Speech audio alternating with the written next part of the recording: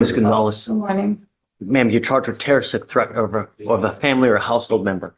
That takes it up to a Class A misdemeanor, so you were facing up to a year in jail and or a $4,000 fine. We are going to do probable cause. You have the right to remain silent. Anything you say can or will be used against you. You have the right to have an attorney present. If you cannot afford one, one will be appointed to you, ma'am. Pause right here. A terroristic threat charge against a family member? That's not just a legal bombshell. It's a social one, too. And in Texas, it being a Class A misdemeanor means she's walking a fine line between a date and jail time. Stick around. This gets messy fast. Okay. Judge, on March 20th, 2024 in Harris County, Texas, officers responded to a terroristic threat call. The complaining witness and the defendant are sisters, and complaining witness say the defendant is not allowed. Okay, threatening to slap someone at their job? That's not just family drama, that's courtroom drama. But here's a question for you. Should threats via text count as criminal if they're not followed by action? Sound off in the comments. Where do you draw the line between words and violence? To go into a residence. The complaining witness's son mistakenly let the defendant and her husband in, and they drank the beer.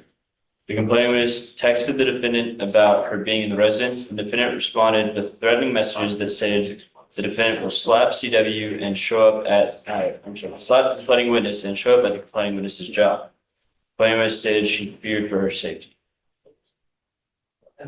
What the hell does that mean? It's got to be serious bodily injury, man. Or Yes, Judge. are we putting everybody in jail now for whatever? Judge, that's really all I have. Statute. Sure. Okay. Boom, no probable cause. The judge just tossed it out. And did you catch the mini life lesson? If someone doesn't want you around showing up anyway, just might land you in court, even if you think it's harmless. Y'all, boundaries aren't just emotional, they're legal. What was it said exactly again? Judge, the message that the defendant sent to complaining witness states, exactly, bitch, don't talk out your ass because I will go to your house and slap you in front of your family. I'll even come to your job. That's not imminent serious bodily injury. Come on. All right, I'm going to find no probable cause. Ma'am, as the old adage says, sticks and stones, right? Words will never hurt. They actually can. You have to be careful what you say, who you say it to, because it could end you could end up in hot water. I'm going to find no probable cause in this case. The idea also is that if you don't have a good relationship with someone, it's probably. Next up, heartbreak meets property damage. This guy allegedly trashed flower pots and trash cans after a breakup. $45 worth of drama. But here's where it gets interesting. The apartment complex, not the ex, is pressing charges. Petty or principal? You decide. Probably best not to just inject yourself repeatedly in there because you're asking for trouble, Right. I mean, you now know. All right, man, please. Just be careful, all right? So you are Mr. Etchelberger. Yes, sir. Sir, you're charged with two cases. You're charged with interference with the duties of a public servant. You're also charged with criminal mischief. In those cases, you're facing up to 6 months in jail and or a $2,000 fine. We're going to do probable cause. You have the right to remain silent. Anything you say can or will be used against you, sir. You have the right to have an attorney present. If you cannot afford one, one will be appointed to you, sir. Yes, sir. Okay? Thank you, Judge. Judge, law enforcement officers were dispatched to a disturbance call in Harris County, Texas, and made contact with a complaining witness who stated that on April 28, 2025, she observed a prior resident, the defendant, caused damage to the apartment complex after a breakup with a significant other. The complaining witness stated that the defendant broke 3 flower pots and damaged 3 trash cans for a total of $405 worth of damage. On April 29th, the defendant came to the leasing office and demanded property, I believe that was left. The complaining witness asked the defendant if he was the one that caused the damage. The defendant stated he was not. Complaining witness and a witness then tried to get the defendant to leave due to him causing a disturbance. Defendant pushed his way through complaining witness and a witness.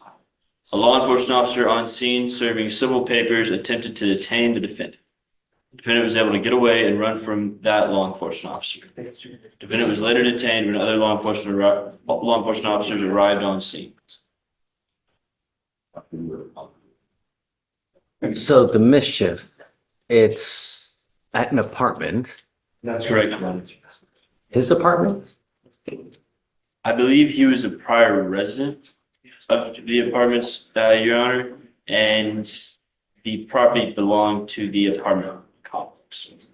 And that was my question this morning, Your Honor. I haven't stayed in an apartment in a long time, so typically apartment complexes don't give their property at a residence specific apartment complex. You mean furnished? Furniture, it's flower pots. I mean, why would an apartment complex have their flower pots out in front of a resident's apartment? Okay, what all was allegedly broken again? 3 flower pots and 3 trash cans, Your Honor.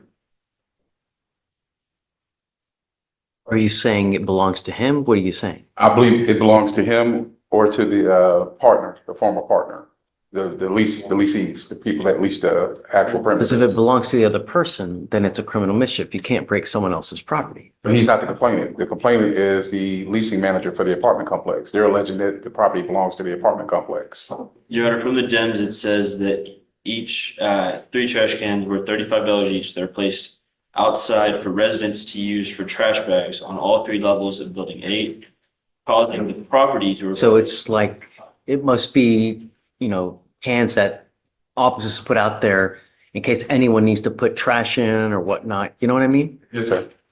As far as the interference is concerned, that I may have a problem with I don't see how that was an interference. because what would they possibly put him in custody for? Interference charge? Dismissed. The criminal mischief? That's sticking. It all came down to who owned what, and whether a deputy pausing to handle a disturbance is enough for an interference charge. This judge? Not buying it. But wait for the bond conditions because the real consequence? He's got to stay completely away. So, Your Honor, just to clarify, what the DIMS say, and they go to the great lengths to explain this, is that there was a deputy there who was serving some sort of civil paper. Sure. And that he had to stop serving the civil papers to go To chase him.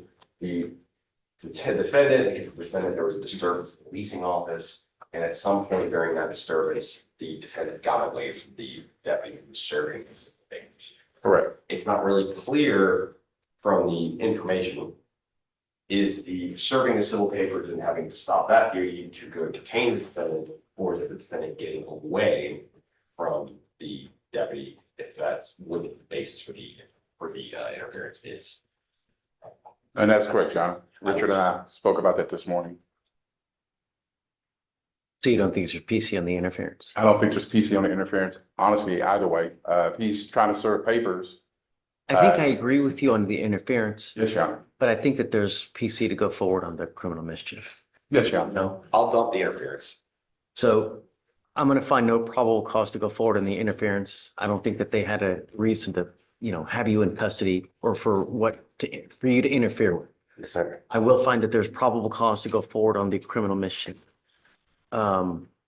Is he staying there now or is he gone? No, Your Honor. I think both individuals have moved away from the apartment Okay, complex. so Mr. Eichelberger, the only thing I'm going to ask you now, or I'm going to order you, is not to go back to this place, not to have contact with the complaining witness. I Do you understand? Yes, sir. I'm also ordering you as a condition of your bond, not to be in possession of weapons as well. Because you have a lawyer, I will waive your appearance. You don't have to waste your time coming to court, but you must stay in touch with Brock and he'll tell you if and when you have to come back to court. Just stay out of trouble. Don't pick up any new cases. I don't want to have to put you in jail. I You understand. become a danger to my community. It's not going to go well for you. You understand? Yes, sir. Okay. So for now, I'll have you go to Victoria, sign a reset. We'll have you take a seat in the jury box while I get your bond conditions. We'll have you sign it. And then after that, you're free to go. All right, thank you. Thank you, Your Honor. May I be excused? Yes, sir. Thank you. Mark, yeah.